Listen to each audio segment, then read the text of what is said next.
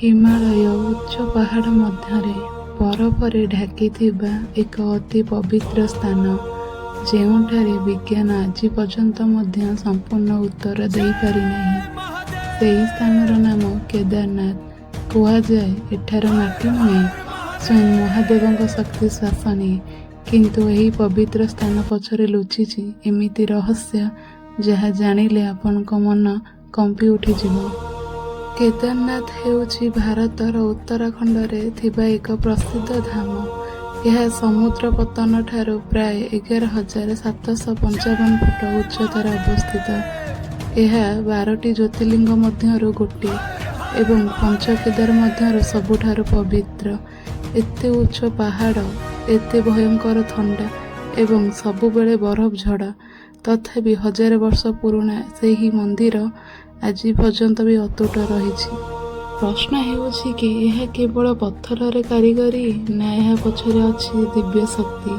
ମହାଭାରତ ଯୁଦ୍ଧ ପରେ ପାଣ୍ଡବମାନେ ନିଜ ପାପର ମୁକ୍ତି ପାଇବାକୁ ମହାଦେବଙ୍କୁ ଖୋଜିବାକୁ ଆରମ୍ଭ କଲେ। ସେମାନେ କାଶୀ ଯାଇଥିଲେ, ପରେ ହିମାଳୟ ଯାଇଥିଲେ, କିନ୍ତୁ ମହାଦେବ ତାଙ୍କୁ ଦର୍ଶନ ଦେବାକୁ ଚାହୁଁନଥିଲେ। ସେଥିପାଇଁ ସେ ବୃଷଭ ରୂପ ଧାରଣ କରି ଲୁଚିଗଲେ। ପାଣ୍ଡବମାନେ ତାଙ୍କୁ ଖୋଜିଲେ। ଭୀମ ଯେତେବେଳେ ସେହି ବୃଷଭକୁ ଧରିଲେ, ବୃଷଭ ମାଟି ଭିତରେ ଲୁଚିବାକୁ ଲାଗିଲେ।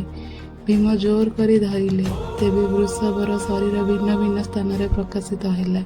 ପିଠି କେଦାରନାଥ, ମୁଣ୍ଡ କାର୍ତ୍ତେଶ୍ୱର, ହାତ ତୁଙ୍ଗନାଥ, ନାଭି ମଧ୍ୟମେଶ୍ୱର, ପାଦ ରୁଦ୍ରନାଥ।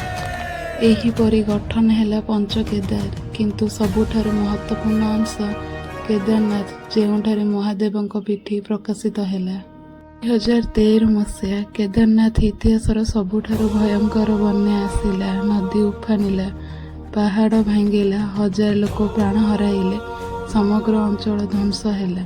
କିନ୍ତୁ ଆଶ୍ଚର୍ଯ୍ୟ ଘଟିଲା, କେଦାରନାଥ ମନ୍ଦିର କିଛି ହେଲା ନାହିଁ। ଏତେ ବଡ଼ ପାଣିର ସ୍ରୋତରେ ମଧ୍ୟ ମନ୍ଦିର ପଛରେ ଆସିଥିବା ଏକ ବଡ଼ ପଥର ଅଟକାଇ ଦେଲା। ସେହି ପଥରକୁ କୁହାଯାଏ ଭୀମଶିଳା। ଲୋକମାନେ କହନ୍ତି ଏହା କୌଣସି ସାଧାରଣ ପଥର ନୁହେଁ, ଏହା ସ୍ୱୟଂ ମହାଦେବଙ୍କ ସୁରକ୍ଷା ଥିଲା। କୁହାଯାଏ ରାତି ହେଲେ କେଦାରନାଥ ମନ୍ଦିରରେ ଅଦୃଶ୍ୟ ଶକ୍ତି ଚାଲିଥାଏ। ଘଣ୍ଟା ଆପେ ଆପେ ବାଜେ, ଧ୍ୱନି ଶୁଣାଯାଏ। କିଛି ଲୋକ କହନ୍ତି ଆଲୋକ ମଧ୍ୟ ଦେଖାଯାଏ। ପୂଜାରୀମାନେ ମଧ୍ୟ କୁହନ୍ତି ସନ୍ଧ୍ୟା ପରେ ମନ୍ଦିର ଭିତରେ ରହିବା ନିଷେଧ, କାରଣ ସେଠାରେ ଆଜି ବି କିଛି ଅଛି ଯାହା ଦେଖାଯାଏ ନାହିଁ। ତେବେ ପ୍ରଶ୍ନ ହେଉଛି, କେଦାରନାଥ କେବଳ ଏକ ମନ୍ଦିର, ନା ଏହା ଏକ ଦିବ୍ୟ ଶକ୍ତିର କେନ୍ଦ୍ର? ବିଜ୍ଞାନ କହେ ଏହା ଏକ ପ୍ରାଚୀନ ସ୍ଥାପତ୍ୟ। ଭକ୍ତମାନେ କହନ୍ତି ଏହା ମହାଦେବଙ୍କ ଜୀବନ୍ତ ଶକ୍ତି। ସତ୍ୟ କ'ଣ? ଏହା ଆଜି ପର୍ଯ୍ୟନ୍ତ ରହସ୍ୟ।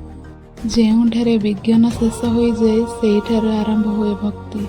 କେଦାରନାଥ ଆଜି ବି ଆମକୁ ଏହି ଶିକ୍ଷା ଦେଉଛି, ଶ୍ରଦ୍ଧା ହେଉଛି ସବୁଠାରୁ ବଡ଼ ଶକ୍ତି।